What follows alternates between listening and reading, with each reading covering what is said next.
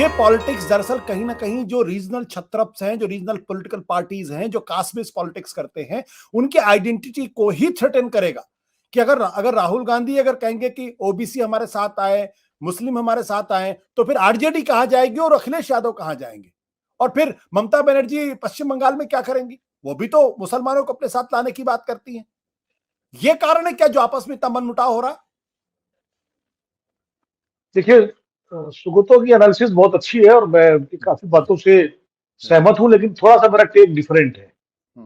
मेरा take different है। अगर कांग्रेस ये तीनों राज्य जीत जाती अच्छी तरह से, 4 हो जाते मतलब तेलंगाना को मिला करके, ये 3 जीत जाती है, एक बीजेपी जीतती, तो जीतती हुई कांग्रेस के साथ बने रहना क्षेत्रीय दलों की मजबूरी होती। अलायंस जो है वो फिर सब कांग्रेस की जय जयकार कर रहे होते कि बहुत बढ़िया, और और कांग्रेस का दबदबा बढ़ जाता, सौदेबाजी बढ़ जाती और उसका एक वो बन जाता।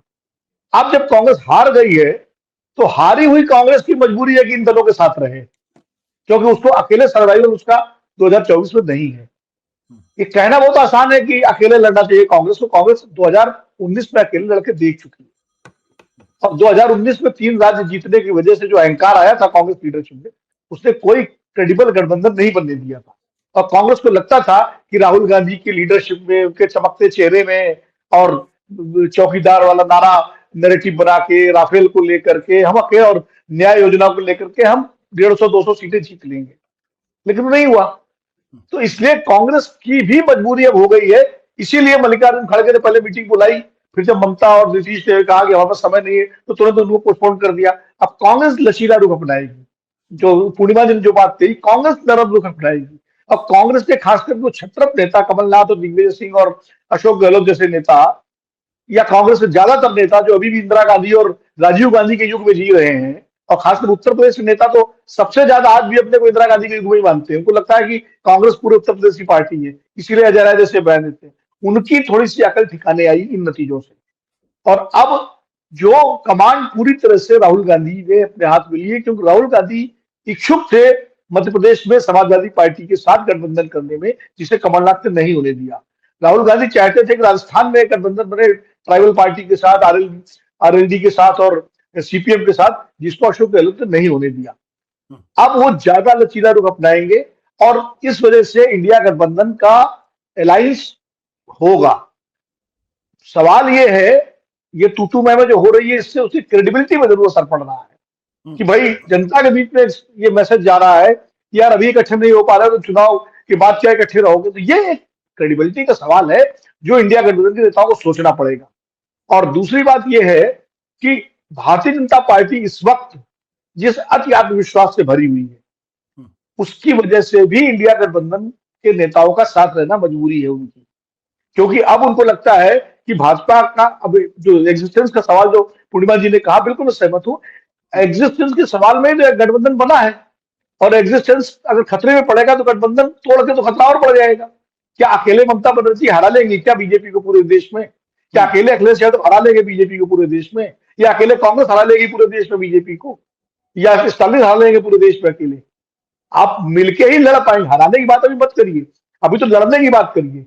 आप लड़ पाएंगे तो मिलके लड़ पाएंगे, अकेले नहीं लड़ पाएंगे। और ये जो राज्यों में कांग्रेस हारी है, इन्हीं राज्यों में कांग्रेस पिछली बार जीती थी, और नतीजा क्या था? 53 सीटें इन राज्यों में साफ हो गई थी जीतने के बाद। इस बार हार गई है, तो स्थितियां तो वही की वही है। ज्यादा से ज्यादा क्या होगा? ज्यादा से ज्यादा क्या होगा? इन राज्यों में फिर वही नतीजे रिपीट हो जाएंगे जो नतीजे पिछले चुनाव में थे। लेकिन असली लड़ाई तो उन राज्यों में है जहां बीजेपी को क्षेत्रीय दलों से निपटना है, जहां कांग्रेस को, और दक्षिण भारत में कांग्रेस की जो मजबूती है, वहां लड़ाई है।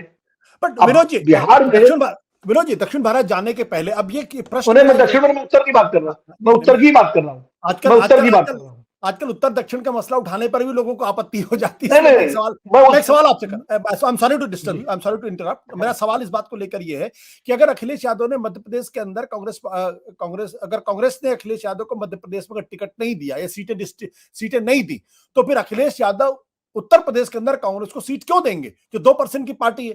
और तब कांग्रेस पार्टी जो है वो क्यों उस गठबंधन में रहना चाहेगी उत्तर प्रदेश में उनके साथ? देखिए अखिलेश यादव, तेजस्वी और नीतीश कुमार को एक व्यवहारिकता समझनी पड़ेगी। पहली बात, अखिलेश यादव उत्तर प्रदेश में हम बात करते हैं। हाँ। अखिलेश यादव को अगर 2027 में उत्तर प्रदेश जीतना है तो उनके लिए पहली शर्त है कि केंद्र में गैर बीजेपी सरकार हो 2024 में। इसलिए अखिलेश यादव की भी मजबूरी होगी। ऐसा नहीं है अगर 2024 में फिर बीजेपी तीसरी बार जीत के आ गई तो अखिलेश जी भूल जाए फिर वो उत्तर प्रदेश जीत रहा 2027 में। इसलिए उनको जरूरी है। दूसरी बात, जो माइनॉरिटी वोट है जो उत्तर प्रदेश में 17-18% है, जो माइनॉरिटी वोट जो पूरे देश में उसका जो मूवमेंट कांग्रेस की तरफ हुआ है, उसका दबाव भी अखिलेश जी को मजबूर करेगा कि कांग्रेस को कुछ सीटें दें। जैसे बिहार में 5 या 6 सीटें लड़ने के बावजूद कांग्रेस एक ग्लू का काम करती है। 2015 याद करिए, जब लालू जी और नीतीश कुमार एक साथ थे, कांग्रेस ने उसमें ग्लू का काम किया। वो एक एडिशनल, एक जिसे खाने में तड़का होता है, उस तड़के का काम करती है। वही उत्तर प्रदेश में अगर मायावती और अखिलेश 2019 में कांग्रेस को भी साथ ले लेते तो शायद कुछ सीटें उनकी और बढ़ जाती।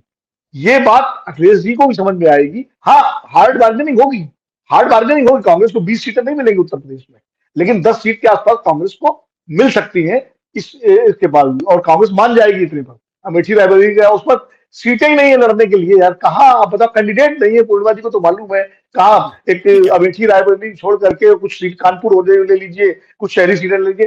तो इसलिए मुझे लगता है बिहार में पहले अलायंस है वो बना रहेगा, 5 से 1 सीट 2 सीट का फर्क है।